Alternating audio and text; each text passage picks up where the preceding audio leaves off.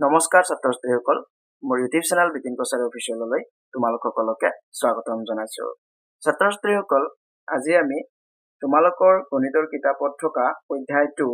এটা চলকযুক্ত এক ঘাতৰ সমীকৰণ আৰু ইংলিছত first degree equations in one variable পাঠটি আলোচনা কৰিম। ছাত্ৰ ছাত্ৰীসকল, আমি অনুশীলনীৰ প্ৰশ্নসমূহ আলোচনা কৰাৰ আগতে আমি ঘাত সম্পৰ্কে অলপ জানি লওঁ। ছাত্ৰ ছাত্ৰীসকল, তোমালোকে ইতিমধ্যে ক্লাছ 7ত পাই আহিছা এটা পাঠ, সেইটো হৈছে যে কি সূচক আৰু ঘাত। তো সূচক আৰু ঘাত নামৰ পাঠটোত তোমালোকে ইতিমধ্যে গম পাইছা যে যদি আমি এনেকৈ x স্কোয়াৰ বুলি যদি লিখো, x স্কোয়াৰ মানে হৈছে তোমাৰ x দুবাৰ পূৰণ হৈ আছে, x পূৰণ x। তো x পূৰণ x মানে আমি তাক x স্কোয়াৰ বুলি লিখিব পাৰো। ইয়াৰে এই ওপৰত যেটো তোমাৰ 2 আছে নহয়, যাৰ কাৰণে নেকি আমি স্কোয়াৰ বুলি কৈছো, এই 2টোক তোমাৰ সূচক বুলি কোৱা হয় আৰু x টোক ভূমি বুলি কোৱা হয়। তাৰ পিছত এই x স্কোয়াৰটোক x ৰ দ্বিতীয় ঘাত বুলি কোৱা হয়, অৰ্থাৎ x ৰ তাৰ মানে 2 নম্বৰ ঘাতলৈ ইয়াক উন্নীত কৰা হৈছে। তো এইখিনি হ'ল তোমাৰ ঘাত সম্পৰ্কে। এইখিনি তোমালোকে জানিলে নিশ্চয় এক ঘাতৰ সমীকৰণ সম্পৰ্কে ভালকৈ বুজি পাবা। এতিয়া ছাত্ৰ ছাত্ৰীসকল, x স্কোয়াৰ অৰ্থাৎ x ৰ ওপৰত ঘাত তোমাৰ বা সূচক তোমাৰ 2 আছে, তো ইয়াক তোমাৰ ঘাত 2 বুলি কম বা দ্বিতীয় ঘাত বুলি কম বা 2 ঘাতৰ সমীকৰণ হলে 2 ঘাতৰ সমীকৰণ বুলি কম। কিন্তু ইয়াতে আমাৰ কি কৈছে, এইটো তোমালোকৰ চেপ্টাৰত কি কৈছে, এক ঘাত, অৰ্থাৎ এই ঘাতটো তোমাৰ 1 হ'ব লাগিব, মানে সূচকটো 1 হ'ব লাগিব। তো সূচকৰ 1 হলে তাক এক ঘাত বুলি কম, আৰু সূচক যদি 1 হয় 1টো সাধাৰণতে লিখা নহয়। যেনে ধৰা আমি যদি অনলি x বুলি লিখো, ইয়াত যদিও 1 বুলি লিখা নাই ওপৰত ঘাত বা সূচক, কিন্তু ইয়াতে সূচক 1 আছে। ঠিক তেনেকৈ এৰ ওপৰতো 1 আছে। ঠিক তেনেকৈ 3x বুলি লিখিলে x ৰ ওপৰত তোমাৰ ঘাত বা পাৱাৰ তোমাৰ 1 আছে বা সূচক 1 আছে। ওকে,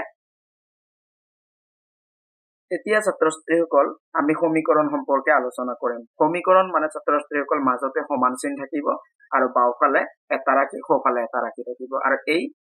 দুইটা ৰাশি সমান হ'ব, তেতিয়া তাক সমীকৰণ বুলি কোৱা হ'ব। এতিয়া ঘাত সম্পৰ্কে ছাত্ৰ ছাত্ৰীসকল, আমি ইয়াত প্ৰথমটোত দেখিছো যে 2x স্কোয়াৰ লেখা হৈছে, অৰ্থাৎ x টো হ'ল ইয়াতে চলক। তো x ৰ যেটো ঘাত, উচ্চতম ঘাত ইয়াতে 2 আছে, চলকৰ উচ্চতম ঘাত 2, গতিকে এইটোক তোমাৰ দ্বিঘাত সমীকৰণ বুলি কোৱা হ'ব। ঠিক তেনেকৈ এইটো তোমাৰ 5m³ plus m square minus 2m = 0, এইটো এটা সমীকৰণ। ইয়াতে উচ্চতম ঘাত কিমান বুলি ক'লে, তোমাৰ হাইয়েষ্ট ঘাত আছে m ৰ ওপৰত তোমাৰ 3 আছে, m ৰ ওপৰত স্কোয়াৰ আছে, আৰু ইয়াতে m ৰ ওপৰত যদিও দেখাত একো নাই 1 আছে, গতিকে যিটো তোমাৰ হাইয়েষ্ট আছে সেটোকে আমি এই সমীকৰণটোৰ উচ্চতম ঘাত বুলি ধৰিব লাগিব। অৰ্থাৎ m ৰ ওপৰত 3 আছে, m³, গতিকে এই সমীকৰণটোৰ উচ্চতম ঘাত তোমাৰ 3, আৰু 3 আছে কাৰণে ইয়াত তোমাৰ কি বুলি কোৱা হ'ব, ত্ৰিঘাত সমীকৰণ বুলি কোৱা হ'ব। 3 কাৰণে ত্ৰিঘাত সমীকৰণ। ওকে, এতিয়া ছাত্ৰ ছাত্ৰীসকল এই দুটা সমীকৰণলৈ মন কৰা। তো ইয়াত x ৰ ওপৰত যদিও ঘাত বা সূচকটো তোমাৰ দেখাত একো নাই, ইয়াতে 1 আছে। ওকে, আৰু চলক ইয়াতে এটাই আছে, x আছে, গতিকে এটা চলক থকা কাৰণে ইয়াক এটা চলকযুক্ত বুলি কম সমীকৰণটো। আকৌ x ৰ যেটো তোমাৰ উচ্চতম ঘাত 1 আছে, সেই কাৰণে ইয়াক আমি কি বুলি কম, যে এটা চলকযুক্ত এক ঘাতৰ সমীকৰণ। এক ঘাত 1 আছে যেহেতু এক ঘাতৰ সমীকৰণ, গতিকে এইটো এটা তোমাৰ এক ঘাতৰ এটা চলকযুক্ত এক ঘাতৰ সমীকৰণ। ঠিক তেনেকৈ তলৰ সমীকৰণটো তোমাৰ চলক y আছে, আৰু এই y ৰ উচ্চতম ঘাত হৈছে তোমাৰ 1, সেই কাৰণে ইয়াক আমি এক ঘাতৰ এটা চলকযুক্ত এক ঘাতৰ সমীকৰণ বুলি কম। তো আশা কৰিছো নিশ্চয় তোমালোকে এই এটা চলকযুক্ত এক ঘাত সমীকৰণ সম্পৰ্কে বুজি পাইছা। তো এতিয়া ছাত্ৰ ছাত্ৰীসকল আমি পোনে পোনে অনুশীলনীলৈ যাম।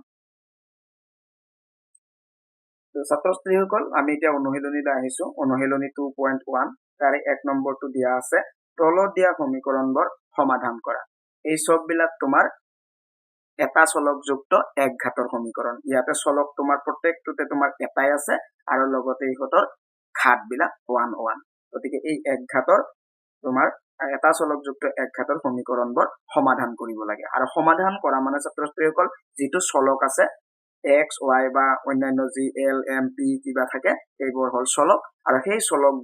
চলকবোৰৰ মান উলিওৱাটোকে সমাধান বুলি কোৱা হয় ওকে অৰ্থাৎ ছাত্ৰ-ছাত্ৰীসকল এই 4x + 5 = 21 আছে নহয় তাৰ মানে x ৰ জাগাত কি বহুৱালে ইয়াত তোমাৰ সোঁফালে যেটো 21 আছে আমি বাওঁফালে 21 পাম সেইটোৱে উলিয়াব লাগে তো তাকেই সমীকৰণটো সমাধান কৰা বুলি কোৱা হয় তো ছাত্ৰ-ছাত্ৰীসকল আমি এটা কৈ কৰো মই 1 ৰ 1 নম্বৰটো লৈছো দিয়া আছে 4x + 5 = 21 তো আমি কেনেকৈ সমাধান কৰিম আমি পক্ষান্তৰ পদ্ধতিৰে সমাধান কৰিম অৰ্থাৎ আমাক যেটো চলক আছে সেই চলক থকা পদটো আমি বাওঁফালে ৰাখিম বা আমি সোঁফালেও ৰাখিব পাৰো মুঠতে একফালে ৰাখিম আমি একফালে ৰাখি বাকিবিলাক আমি কি কৰিম অন্য পক্ষত লৈ যাম যেনে ধৰা আমি ইয়াত কি কৰিম 4x টো আমি বাওঁফালে ৰাখিম তাৰ পিছত 5 টো আমি সোঁফালে লৈ যাম এটা সোঁফালে লৈ যোৱাৰ লগে লগে 5 ৰ চিনটো সলনি হ'ব 5 ৰ চিন তোমাৰ প্লাস আছে সোঁফালে যোৱাৰ লগে লগে হেতু মাইনাস হৈ যাব তাৰ কাৰণে কি কৰিব লাগে ছাত্ৰ-ছাত্ৰীসকল সোঁফালে যেটো আছে হেতু আগতে লিখি লব লাগে তেনে 21 আছে 21 টো আমি লিখি ললো তাৰ পিছত এই 5 টো প্লাস হৈ আছে সোঁফালে লৈ যোৱাৰ লগে লগে এটো -5 হৈ যাব এতিয়া নেক্সট স্টেপত কি হ'ব 21 ৰ পৰা আমি 5 টো মাইনাস কৰি দিম 5 মাইনাস কৰাৰ লগে লগে কিমান থাকিব 21 ৰ পৰা 5 গলে কিমান থাকিব 16 থাকিব এতিয়া আমাৰ নেক্সট স্টেপত আমি কি কৰিব লাগিব আমাক যেহেতু x ৰ মানটোহে লাগে ইয়াত যে 4 টো তোমাৰ x ৰ লগত এনেকৈ থাকা মানে পূৰণ হৈ আছে সেই 4 টোকো আমি সোঁফালে লৈ যাব লাগিব এতিয়া আমি বাওঁফালে অকল x টো ৰাখিম তেতিয়া সোঁফালে 4 টো লৈ গলে কি হ'ব x ৰ লগত কি হৈ আছে আমি হেতু চাব লাগিব x ৰ লগত পূৰণ হৈ আছে এনেকৈ থাকা মানে 4 * x হৈ আছে গতিকে পূৰণ যেহেতু হৈ আছে সোঁফালে লৈ গলে হৰণ হ'ব আৰু হৰণ মানে তোমাৰ কি হ'ব তলত যাব এই 16 ৰ তলত যাব অৰ্থাৎ 16/4 হৈ যাব এতিয়া 4 আৰু 16 ৰ মাজত কটাকটি গলে কটাকটি দিব লাগিব তো যাই কটাকটি তো আমাৰ 4 গুণ 16 অৰ্থাৎ ইয়াতে only 4 থাকি যাব therefore x = আমি 4 পাই গলো আৰু এইটোৱে নিৰ্ণয় সমাধান তাৰমানে আমাক x ৰ মানটোৱে উলিয়াব দিছিলে আৰু x ৰ মানটো আমি 4 পাই গলো x ৰ মান 4 পোৱা মানে ছাত্ৰ-ছাত্ৰীসকল ইয়াত যদি তুমি 4 টো বহুৱাই দিয়া 4 * x নিচিনা হৈ আছে অৰ্থাৎ 4 * 4 4 4 গুণ 16 16 ৰ লগত যদি 5 যোগ কৰা 21 হৈ যাব সোঁফালে 21 আছিল বাওঁফালে আমি 21 পাই গলো তো এনেদৰে আমি এটো সমাধান কৰিলো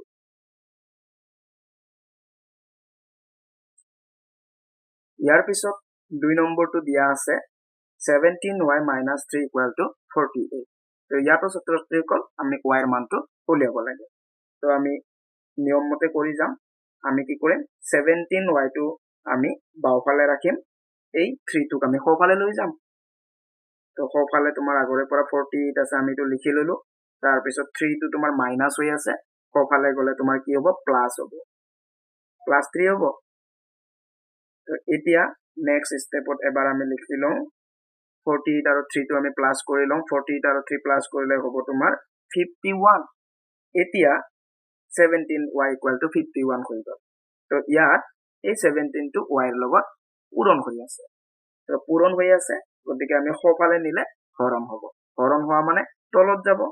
অৰ্থাৎ 51/17 হ'ব এতিয়া 51 আৰু 17 ৰ মাজত যদি কটাকটি যায় দিব লাগিব তো কটাকটি যায় 17 3 গুণ 51 হ'ব গতিকে আমি ওপৰত 3 লিখি প্লাই তো কাটি দিম গতিকে আমি 3 পাই গলো অৰ্থাৎ therefore y = আমি কি পালো 3 পালো এইটোৱে নিৰ্ণয় সমাধান ওকে ইয়াৰ পিছত 3 নম্বৰটো আছে -8 + 2x = -4 তো ছাত্ৰ-ছাত্ৰীসকল ইয়াত কি হৈ আছে তোমাৰ এই এক্স লগা পদটো অৰ্থাৎ চলকযুক্ত পদটো সোঁফালে আছে, সোঁফালে মানে তোমাৰ এই দুটা পদৰ সোঁফালে আছে, আৰু -8টো অৰ্থাৎ তোমাৰ ধ্ৰুৱক পদটো বাওঁফালে আছে। এইটোলৈ একো ভয় কৰিব নালাগে। আমি কি কৰিম, আমাৰ কামটো হ'ল কি, চলকযুক্ত পদটো আমি সদায় বাওঁফালে ৰাখিব চেষ্টা কৰিম। গতিকে 2x টো আমি বাওঁফালে ৰাখিম সমান চিনত। 2x টো আমি বাওঁফালে ৰাখিলো, সমান চিনটো দি ললো। আগৰে পৰা যিটো আছে সোঁফালে সেইটো আমি লিখি ল'ম। লিখি লোৱাৰ পিছত বাওঁফালে এই -8 অৰ্থাৎ চলক নথকা পদটো আমি সোঁফালে লৈ যাম। -8 হৈ আছে, সোঁফালে লৈ যোৱাৰ লগে লগে ইয়াৰ চিনটো সলনি হৈ প্লাছ হ'ব। তো এনেকুৱা হৈ গ'ল, -4 + 8 হৈ গ'ল। আমি আৰু এটা ষ্টেপ কৰো, 2x এতিয়া কি হৈ গ'ল, 8টো তোমাৰ প্লাছৰ আছে আৰু 4টো মাইনাছৰ আছে। গতিকে আমি 8ৰ পৰা 4টো বিয়োগ কৰি দিম। 8ৰ পৰা 4 গ'লে 4 থাকিব। এতিয়া আমি কি কৰিম, আমি 2টোকো এতিয়া সোঁফালে লৈ যাম। 2টো xৰ লগত পূৰণ হৈ আছে, তো গতিকে আমি সোঁফালে লৈ গ'লে কি পাম, আমি হৰণ হৈ যাব 2টো, অৰ্থাৎ 4/2 হৈ যাব। এটা 2ৰে 4ক কাটিব পাৰি, 2 2 গুণ 4, অৰ্থাৎ আমি কি পাই গলো x = 2। তো এইটো ইয়াৰ নিৰ্ণয় সমাধান। নেক্সট 4 নম্বৰটো আছে 6x/7 = 42। ছাত্ৰ-ছাত্ৰীসকল, এইটো এটা ভগ্নাংশ আছে বাওঁফালে, গতিকে একো ভয় খাব নালাগে। আমি কি কৰিম, বাওঁফালে থকা বস্তুটো আমি ভালকে চাই লওঁ, তাত চলকযুক্ত পদ আছে নে নাই। আছে, ওপৰত তোমাৰ 6x আছে আৰু তলত 7 আছে। তলত থকা মানে হৰণ হৈ আছে, 7ৰে 6xক হৰণ কৰা বুজাই আছে। তো যিহেতু 7টো হৰণ হৈ আছে, আমি সোঁফালে লৈ যাম। সোঁফালে লৈ গ'লে কি হ'ব, হৰণ হলে পূৰণ হ'ব। তো গতিকে আমি বাওঁফালে কি লিখিম, 6x লিখিম, আৰু সোঁফালে এই 7টো গৈ 42ৰ লগত পূৰণ হ'ব, অৰ্থাৎ 42 × 7 হৈ গ'ল। একেবাৰে ইজি। নেক্সট আমি এইটো মাল্টিপ্লাই মানে পূৰণো কৰি ল'ব পাৰো, নাইবা ডাইৰেক্ট আমি 6টো আগতে লৈ গৈও আমি কৰিব পাৰো। আগতে লৈ গ'লে আমাৰ বেছি সুবিধা হয়, কটাকটি কৰিব আমাৰ সুবিধা হ'ব। তো আমি কি কৰিম, 6টোক লৈ যাম। তো আমি xটো ৰাখিম, 6টো xৰ লগত কি হৈ আছে, পূৰণ হৈ আছে। সোঁফালে গ'লে হৰণ হ'ব, হৰণ হোৱা মানে তলত যাব, ওপৰত তোমাৰ 42 × 7 হ'ব, তলত 6। এতিয়া 6 আৰু 42ৰ মাজত আমি কটাকটি কৰিব পাৰিম। 6 7 গুণ 42, কাটি দিলো, কি থাকি গ'ল, ওপৰত 7 × 7 থাকি গ'ল। তো আমি এটা লাইন লিখো, x = 7 × 7, আৰু 7 × 7 মানে 7 7 গুণ 49, 49।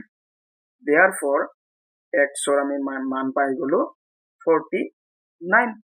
তো এইটো ইয়াৰ নিৰ্ণয় সমাধান। এতিয়া আমি 5 নম্বৰটো সমাধান কৰিম। তো 5 নম্বৰটো আমাৰ এনেকৈ দিয়া আছে, ছাত্ৰ-ছাত্ৰীসকল, ইয়াত আমাৰ কি হৈ আছে, সমান চিনৰ বাওঁপক্ষ আৰু সপক্ষত দুইটাতে ভগ্নাংশ আছে। এনে ক্ষেত্ৰত ছাত্ৰ-ছাত্ৰীসকল এটা আমাৰ নিয়ম আছে, বজ্ৰ গুণন পূৰণ বুলি কোৱা হয়। বজ্ৰ গুণন পূৰণত কি হয়, ছাত্ৰ-ছাত্ৰীসকল, আমাৰ যদি এনেকুৱা হয় a/b = c/d এনেকুৱা যদি ৰূপত থাকে, তেতিয়াহ'লে কি হয়, আমি বজ্ৰ গুণন পূৰণ কৰিব লাগে। বজ্ৰ গুণন মানে ছাত্ৰ-ছাত্ৰীসকল, এই ওপৰৰ আৰু তলৰটো পূৰণ কৰিব লাগে। ওপৰৰ আৰু তলৰ পূৰণ কৰি যি হ'ব, অৰ্থাৎ a আৰু d যদি আমি পূৰণ কৰো, a দিও লিখিব পাৰো আমি, বা a পূৰণ দিও লিখিব, আমি a দি লিখো, a দি তাৰপিছত সমান চিন দিব লাগে, দি পেলাই এবাৰ এইটো তলৰ আৰু এইটো ওপৰৰ পূৰণ কৰিব লাগে, b × c বা bc, এনেকুৱা। এইটোকে বজ্ৰ গুণন পূৰণ বুলি কোৱা হয়। নাইবা মই কি কৰিছো, যে a পূৰণ d টো মই আগতে লিখিছো বা বাওঁফালে ৰাখিছো, নাই বোলে তুমি কি কৰিবা, এতিয়া b পূৰণ c টো আগতে পূৰণ কৰিবা আৰু সেইটোক বাওঁফালে ৰাখিবা, bc এনেকৈ লিখিলেও হ'ব। সমান চিনটো দিবা, তাৰপিছত এই দুটা এতিয়া পূৰণ কৰি দিয়া, a × d বা a d। তো এইটোক বজ্ৰ গুণন পূৰণ বুলি কোৱা হয়। তাৰ মানে কি বুজা গ'ল, যে যদি এনেকুৱা ভগ্নাংশ ৰূপত থাকে, কি কৰিম, আমি এইটো আৰু এইটো পূৰণ কৰিম, বা এইটো আৰু এইটো পূৰণ কৰিম, পূৰণ কৰি আমি কি কৰিম, সমান চিন দিম, তাৰপিছত নেক্সট দুটা আমি পূৰণ কৰিম, তলৰ আৰু ওপৰৰ। তো সাধাৰণতে আমি কি কৰিব লাগে ছাত্ৰ-ছাত্ৰীসকল, যিটো তোমাৰ চলক আছে সেইটো আগতে পূৰণ কৰিব লাগে অৰ্থাৎ ইয়াতে y টো চলক তো আমি এই দুটা আগতে পূৰণ কৰিম তাৰ মানে 6y into 99 equal to এবাৰ এই দুটা পূৰণ কৰিম আমি এই দুটা কি পূৰণ কৰিম আমি 11 into 54 তো এনেকুৱা হৈ গল এতিয়া আমি কি কৰিম আগৰে নিচিনা আমি চলকযুক্ত পদটো আমি বাওঁফালে ৰাখিম তো আমি 6y টো বাওঁফালে ৰাখিম তো 6y টো যদি বাওঁফালে ৰাখো 99 টোক আমি সোঁফালে লৈ যাম 99 টো তোমাৰ 6y ৰ লগত কি হৈ আছে পূৰণ হৈ আছে সোঁফালে গলে কি হ'ব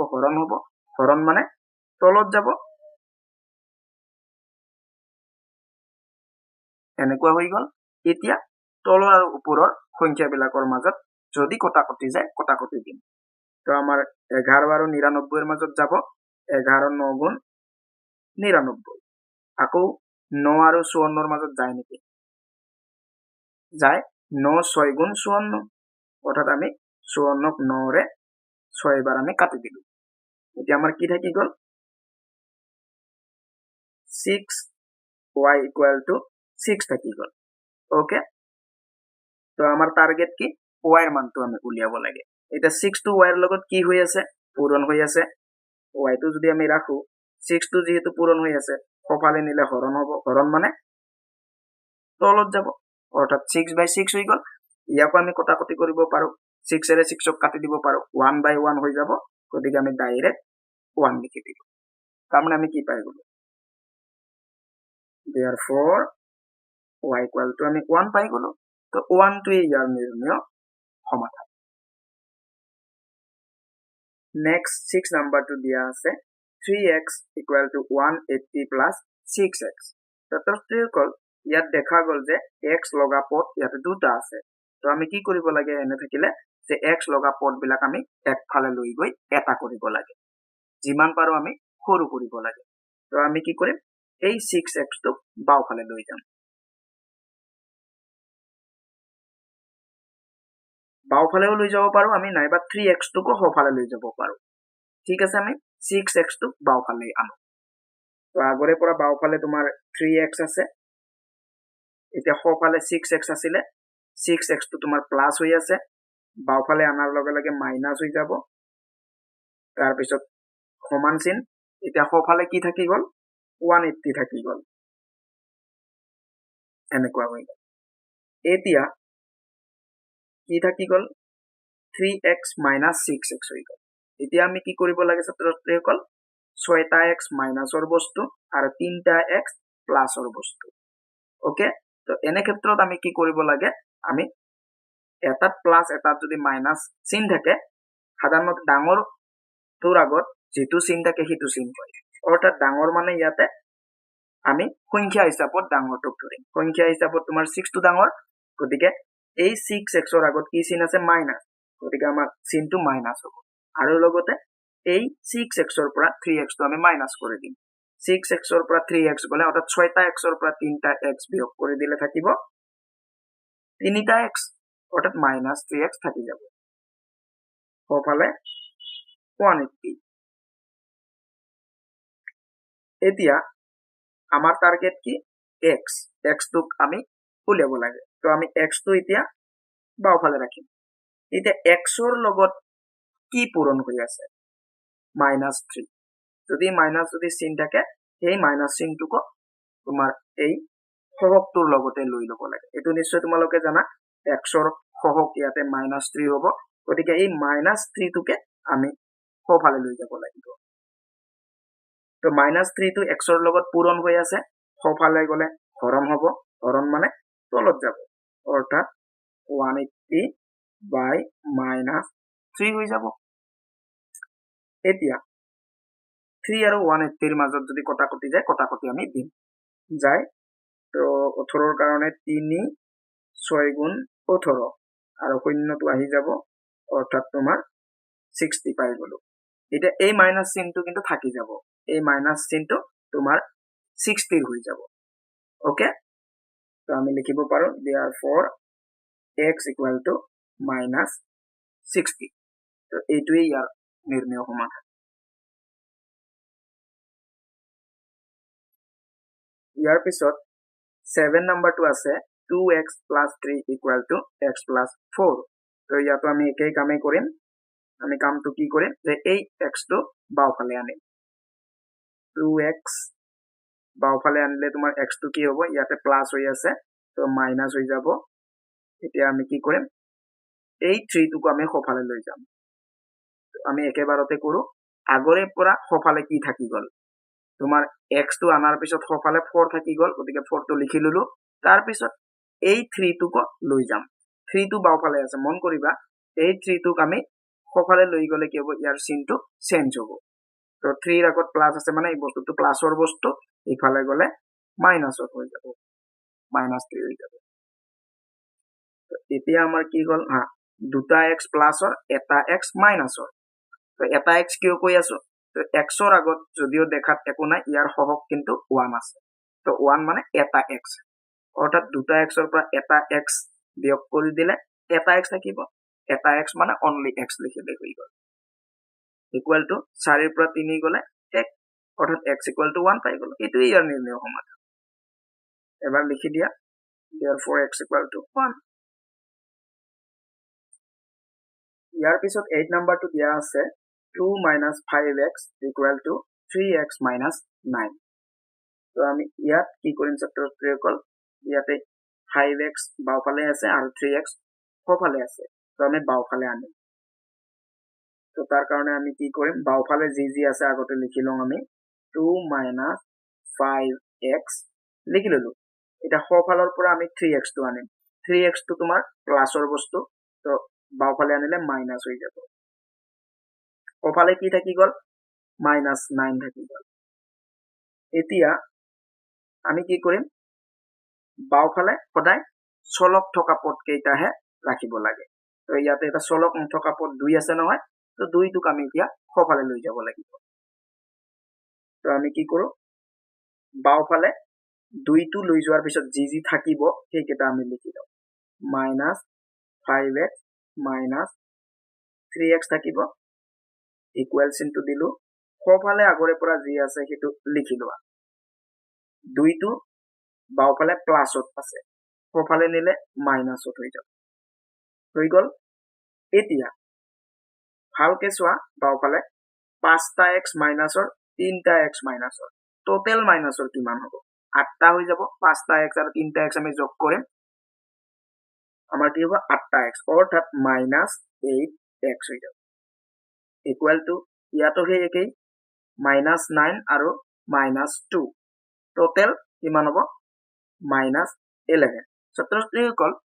ইয়াতে এটা তোমালোকৰ ভুল হয় কি যে এইটো তোমালোকে চিনটো পূৰণ কৰি দিয়া মাইনাসে মাইনাসে প্লাস বুলি প্লাই ভাবা ওকে মাইনাসে মাইনাসে প্লাস বুলি ভাবিলে চিনটো তুমি প্লাস লিখি দিবা আৰু 5 আৰু 3 টোক তোমালোকে প্লাস কৰি দিবা তেতিয়া চিনটো তোমাৰ প্লাস হৈ যাব অৰ্থাৎ ফুল হৈ যাব ওকে তো এইটো নকৰিবা ইয়াতে পূৰণ নহয় ইয়াতে টোটাল ভাবিবা ওকে তাৰ মানে -8x equal to -11 পাই গলো নেক্সট স্টেপত আমি কি কৰিব পাৰো ছাত্ৰছাত্ৰীসকল বাওফালেও মাইনাস আছে সোফালেও মাইনাস আছে তো আমি মাইনাস চিনটো কাটি দিব পাৰো সেম বস্তু হলে বাওফালে আৰু সোফালে আমি কাটি দিব পাৰো নাইবা আমি কি কৰিব পাৰো সোফালে ট্ৰান্সফাৰ কৰি অৰ্থাৎ সোফালে লৈ গৈও তাৰ পিছত আমি চিনটো কটাকটি কৰিব পাৰো ওকে তো আমি যদি এনেকৈ যদি কাটি দিও ডাইৰেক্ট এনেকৈ আমি কাটি দিব পাৰো কাটি দিয়াৰ লগে লগে কি থাকি গল 8x equal to 11 থাকি গল তাৰ পিছত আমাক যেটো x টো লাগে x টো ৰাখিম 8 টোক আমি সোফালে লৈ যাম 8 টো তোমাৰ x ৰ লগত কি হৈ আছে পূৰণ হৈ আছে সোফালে নিলে হৰণ হ'ব অৰ্থাৎ তলত যাব এনেকুৱা হয় নাইবা ছাত্ৰছাত্ৰীসকল এইখিনি স্টেপক আমি অলপ বেলেগ ধৰণে কৰিব পাৰো মই অৰ বুলি প্লাই লিখি দিছো তোমালোকে এইখিনিৰ এনেকৈও কৰিব পাৰিবা নাইবা অৰ বুলি ক'লে এইটো লাইনৰ পৰা এইখিনিও কৰি যাব পাৰা কেনেকৈ কৰিম আমি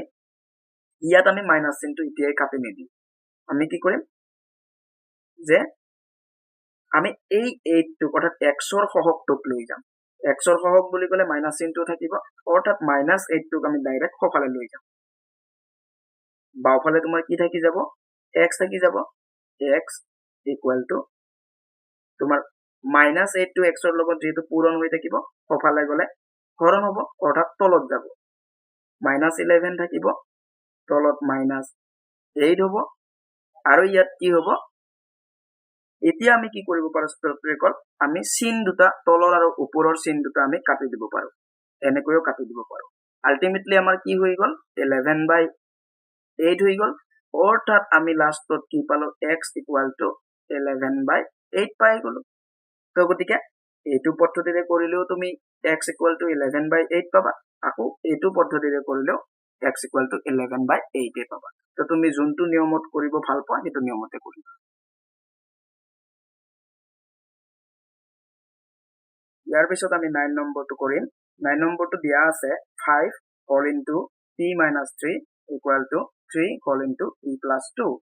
তো ছাত্ৰছাত্ৰীসকল এনে ক্ষেত্ৰত আমি কি কৰিব লাগে এই 5 টো তোমাৰ ব্ৰেকেটৰ ভিতৰত যি দুটা আছে তাক আমি দুইটাকে একবাৰ 5 এৰে পূৰণ কৰি ল'ব লাগিব ঠিক তেনেকৈ সফলৰ বস্তুখিনি 3 ৰে p আৰু 2 এবাৰ পূৰণ কৰি ল'ব লাগিব তো আমি পূৰণ কৰি লওঁ 5 আৰু p পূৰণ কৰাৰ আগতে আমি চিনটো পূৰণ কৰিব লাগে p ৰ আগত তোমাৰ যদিও দেখাত একো চিন নাই প্লাস আছে ঠিক তেনেকৈ 5 ৰ আগতো প্লাস চিন আছে তো আমাৰ প্লাসে পূৰণ কৰিলে প্লাস হয় গতিকে প্ৰথম কাৰণে আমি প্লাসটো নিলিখিলেও হ'ব গতিকে 5 আৰু p ডাইৰেক্ট পূৰণ কৰি দিয়া 5p পূৰণ কৰিলে 5p এ হ'ব হৈ গল এতিয়া 5 এৰে এই -3 টো পূৰণ কৰিব লাগে তো তাৰ আগতে চিনটো আমি পূৰণ কৰিম প্লাসে মাইনাস হ'ব 5 আৰু 3 পূৰণ কৰিলে 5 3 গুণ 15 হ'ব বাওফালৰ কাম আমাৰ হৈ গল এতিয়া আমি সফলৰ কামখিনিও কৰিম তো 3 ৰে p আৰু 2 এবাৰ আমি পূৰণ কৰিম তো চিনটো দেখাই গৈছে প্লাস আছে দুইটাতে গতিকে প্লাসে প্লাস প্ৰথম কাৰণে নিলিখো 3 আৰু p পূৰণ কৰিলে তোমাৰ হ'ব 3p এতিয়া 3 আৰু 2 ৰ ক্ষেত্ৰত প্লাস আছে প্লাসে প্লাস হ'ব 3 আৰু 2 পূৰণ কৰিলে 3 2 গুণ 6 এতিয়া আমাৰ বাওফালে এনেকুৱা পাই গলো সফালে এনেকুৱা পাই গলো এতিয়া আমি কি কৰিম দেখা গল যে তোমাৰ 5p বাওফালেও আছে আৰু সফালেও আছে তো p লগা অৰ্থাৎ চলক লগা পদ কেইটা আমি একফালে লৈ যাম অৰ্থাৎ বাওফালে লৈ যাম তো বাওফালে যদি লৈ যাও আমি কি কৰিম বাওফালে যি আছে আমি সেইটো আগতে লিখি লওঁ এটা সফালৰ পৰা আমি 3p টোক লৈ আনিম তো আমি কি কৰিম এই 3p টোক আমি বাওফালে আনিম এটা 3p দেখা গৈছে যে একো চিহ্ন মানে প্লাস হৈ আছে গতিকে তোমাৰ বাওফালে আনিলে ইয়াৰ চিনটো সলনি হ'ব অৰ্থাৎ -3p হৈ যাব সোঁফালে তোমাৰ 6 থাকি যাব ওকে এতিয়া আমি কি কৰিম আমি চলকযুক্ত পদ কেইটাহে আমি বাওফালে ৰাখিব লাগে নাইবা আমি যোগ বিয়োগ কৰি আমি সৰুও কৰি ল'ব পাৰো আমি আগতে সৰু কৰি লওঁ এটা 5p তোমাৰ প্লাসৰ বস্তু আৰু 3p মাইনাসৰ বস্তু অৰ্থাৎ 5টা p ৰ পৰা 3টা p যদি আমি মাইনাস কৰি দিওঁ 2টা p থাকিব আমি p ৰ কামখিনি কৰি ললো এটা 15 ৰ কামটো আমাৰ হোৱা নাই 15 টো বাওফালে আছে আৰু মাইনাস হিচাপে আছে সফালে লৈ যাম আমি একেবাৰে তাৰে আগতে সফালে যি আছে 6 আছে আমি এটো লিখি লব লাগিব তো আমাৰ এতিয়া -15 টো সফালে গলে +15 হৈ যাব ওকে এতিয়া আমি এক লাইন কৰো আকৌ 2p = 6 আৰু 15 টো আমি যোগ কৰি দিওঁ 15 আৰু 6 যোগ কৰিলে তোমাৰ কিমান হ'ব 21 হ'ব ওকে আমাৰ টাৰ্গেট কি যে আমি p টো ৰাখিব লাগে তো p টো ৰাখিবলৈ হলে এই 2 টোক আমি সফালে লৈ যাব লাগিব তো 2 টো p ৰ লগত কি হৈ আছে পূৰণ হৈ আছে সফালে গলে তোমাৰ কি হ'ব হৰণ মানে তলত যাব গতিকে আমাৰ কি হৈ গল যে 21/2 হৈ গল তো এটো কটাকটি না যায় গতিকে এনেকৈয়ে থাকিব গতিকে এইটোৱে p ৰ ভ্যালু ওকে এইটোৱে নিৰ্ণয় সমান এতিয়া আমি 10 নম্বৰটো কৰিম দিয়া আছে 3/4y = -9 তো আমি এনে ক্ষেত্ৰত কি কৰিব লাগে ছাত্ৰছাত্ৰীসকল আমি এই 4y আৰু -9 টো পূৰণ কৰিব লাগিব কিয় পূৰণ কৰিব লাগিব এইটো চাই লোৱা আগতে তোমাৰ 3/4y আছে অৰ্থাৎ তলত আছে y মানে চলক লগা পদটো তলত আছে মানে হৰণ হৈ আছে গতিকে 4y টোক যদি আমি সফালে লৈ যাম পূৰণ হ'ব অৰ্থাৎ -9 ৰ লগত পূৰণ হ'ব গতিকে আমি বাওফালে 3 টো ৰাখিম সোঁফালে -9 * 4y হৈ যাব এতিয়া আমি কি কৰি লওঁ এই দুটা আমি পূৰণ কৰি লওঁ অৰ্থাৎ 3 = এই দুটা পূৰণ কৰাৰ আগতে কি কৰিব লাগিব চিনটো পূৰণ কৰিব লাগিব তো 4 আগত যদিও দেখাত একো চিন নাই প্লাস আছে আর 9 আগত মাইনাস আছে প্লাসে মাইনাসে মাইনাস তার পিছত 9 আৰু 4 পূৰণ কৰি দিয়া 9 4 গুণ 36 তাৰ মানে 36y পাই গলো এতিয়া ছাত্ৰছাত্ৰীসকল আমাৰ টাৰ্গেট হৈছে কি যে আমাৰ চলক যেটো ইয়াতে y আছে y এৰ মানটো উলিয়াব লাগে এতিয়া এনে ক্ষেত্ৰত আমি কি কৰিব লাগে সাধাৰণতে চলক থকা পথটো সদায় বাওফালে ৰাখিব লাগে বাওফালে ৰাখিলে সুবিধা হয় সোঁফালে ৰাখিও কৰিব পাৰিবা কিন্তু বাওফালে ৰাখিলে তোমাৰ ভুল হোৱাৰ চান্সটো কম থাকে গতিকে আমি কি কৰিলাম ছাত্ৰছাত্ৰীসকল আমি বস্তুটো জাস্ট ঘূৰাই লম মানে একে পজিশনে থাকিব খালি জাস্ট আমি ঘূৰাই লম অৰ্থাৎ তাৰ মানে -36y = 3 এতিয়া আমি কি কৰিম এতিয়া y টো আমি বাওফালে ৰাখিম y টো ৰাখিবলৈ যাওঁতে -36 টোক আমি সোঁফালে লৈ যাব লাগিব তো গতিকে কি হ'ব -36 টো y ৰ লগত পূৰণ হৈ আছে সোঁফালে গলে হৰণ হ'ব হৰণ মানে তলত যাব অৰ্থাৎ এনেকুৱা হৈ গ'ল আমাৰ এনেকুৱা হৈ গ'ল এতিয়া আমি 3 আৰু -36 ৰ মাজত যদি কটাকটি যায় কটাকটি যায় আছে তো তোমাৰ 3 ৰে 3 1 যাব 3 ৰে 6 ক তোমাৰ 2 যাব আৰু ওপৰত 1 এটা থাকি যাব তাৰ মানে 3 1 গুণ 3 3 12 গুণ 36 এটো আমি কাটি দিম অৰ্থাৎ কি থাকি গ'ল তোমাৰ এই মাইনাস চিনটো এতিয়া তোমাৰ কি হৈ যাব মাজত লিখিম আমি অৰ্থাৎ -1/12 এনেকৈ আমি লিখিব পাৰিম তাৰ মানে আমি কি পাই গলো y = -1/12 এটো ইয়াৰ নিৰ্ণয় সমাধান ইয়াৰ পিছত আমি 11 নম্বৰটো সমাধান কৰিম 11 নম্বৰটো দিয়া আছে 4x/5 + 1 = 7/15 তো আমি এতিয়া কি কৰিম ছাত্ৰছাত্ৰীসকল আমি চলক থকা পথটোৰ বাওফালে ৰাখিম আৰু এই যে 1 টো প্লাস হৈ আছে না আমি সোঁফালে লৈ যাম তো তেতিয়াহলে কি হ'ব তোমাৰ 4x/5 = 7/15 - 1 এনেকুৱা হৈ যাব এতিয়া আমি কি কৰিব লাগে ছাত্ৰছাত্ৰীসকল এইখিনি তোমাৰ ভগ্নাংশৰ বিয়োগ হৈ গ'ল তো এইখিনি আমি কৰি লওঁ আগতে তো বাওফালে যেটো আছে হিটুৱে থাকক প্ৰথমতে তো এইখিনি আমি কৰি লওঁ তো এই ক্ষেত্ৰত ছাত্ৰছাত্ৰী কি কৰিব লাগিব আমি লসাগু উলিয়াব লাগিব তো কাৰ লসাগু উলিয়াম হৰ বিলাকৰ এই ভগ্নাংশটো তোমাৰ 15 আছে হৰ আৰু এই ভগ্নাংশটো তোমাৰ 1 আছে তলত এটা 1 আছে সেই 1 আৰু 15 হে আমি লসাগু উলিয়াম তো 1 আৰু 15 ৰ লসাগু তোমাৰ 15 এই হ'ব এতিয়া 15 ৰে 15 ক হৰণ কৰিব লাগিব 1 পাম আমি 1 ৰ লগত এই 7 টো পূৰণ 1 7 গুণ 7 হ'ব মাইনাস আছে মাইনাস এটা এই যে তলত 1 থাকা বুলি কৈছিল নহয় সেই 1 টোৰে 15 ক হৰণ কৰা 1 15 গুণ 15 এটা হৰণ কৰিলে আমি 15 পাম 15 ৰ লগত 1 টোক আমি পূৰণ কৰিম 15 1 গুণ 15 এনেকুৱা হৈ গ'ল আমি নেক্সট এটা লাইন কৰো আকৌ 4x/5 = এটো আমি এটা কৰি লওঁ সৰু কৰি লওঁ 15 টো মাইনাসৰ আৰু 7 টো প্লাসৰ আছে তো 15 ৰ পৰা 7 গলে 8 হ'ব আৰু ডাঙৰটোৰ আগত যেটো মাইনাস অৰ্থাৎ 15 ৰ আগত মাইনাস আছে মাইনাস হ'ব চিনটো তলত 15 হ'ব এনেকুৱা হয় এতিয়া ছাত্ৰছাত্ৰীসকল আমি কি কৰিম বজ্ৰ গুণন পূৰণ কৰিম অৰ্থাৎ এটো ভগ্নাংকৰ ক্ষেত্ৰত যেটো x লগা পদটো আছে আৰু মানে x লগা পদটো ওপৰত আছে আৰু ইয়াৰ তলত 15 আছে এই দুটা পূৰণ কৰিম অৰ্থাৎ 4x * 15 = এই দুটা পূৰণ -8 * 5 এটা এই দুটা আমি পূৰণো কৰি লব পাৰো নাইবা আমি ডাইৰেক্ট 4x টো ৰাখি 15 টোক আমি সোঁফালে লৈ যাব পাৰো আমি সোঁফালে লৈ যোৱা কামটোই কৰো তো আমি কি কৰিম 4x টো ৰাখিলো 15 টো 4x ৰ লগত পূৰণ হৈ আছে সোঁফালে গলে হৰণ হ'ব হৰণ মানে তলত যাব এনেকুৱা হৈ গ'ল এতিয়া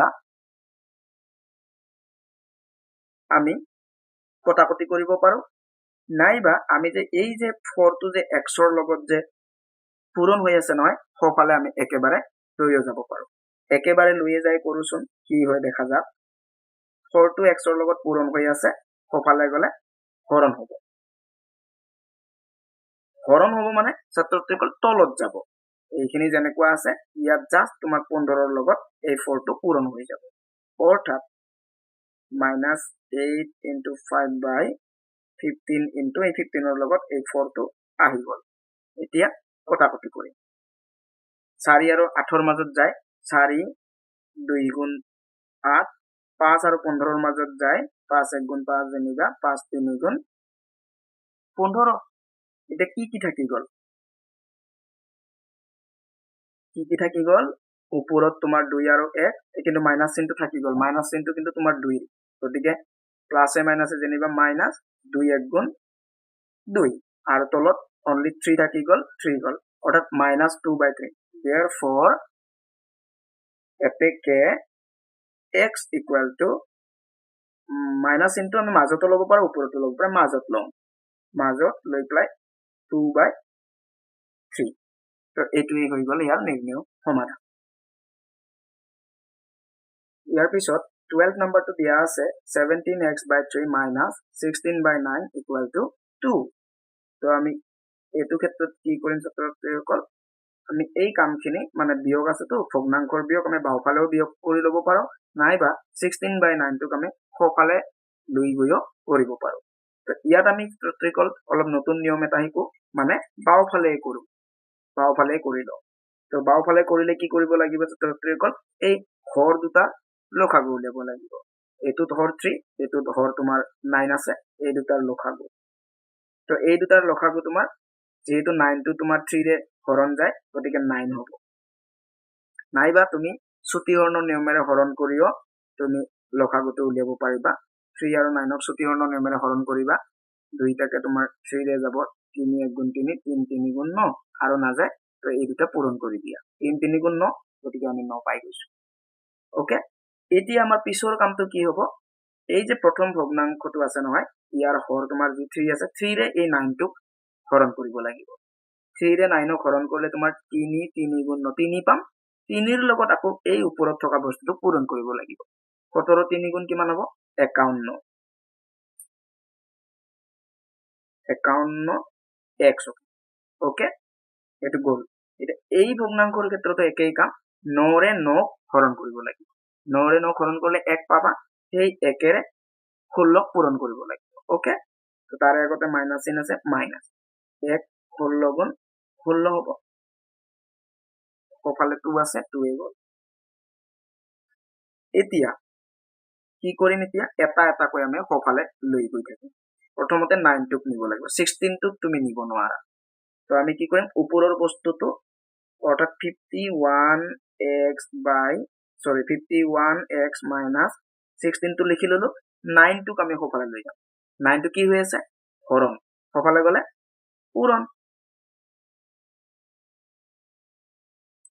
নেক্সট 16 টো কইটা লৈ যাম এটা এটা কৈ লৈ গৈ আছো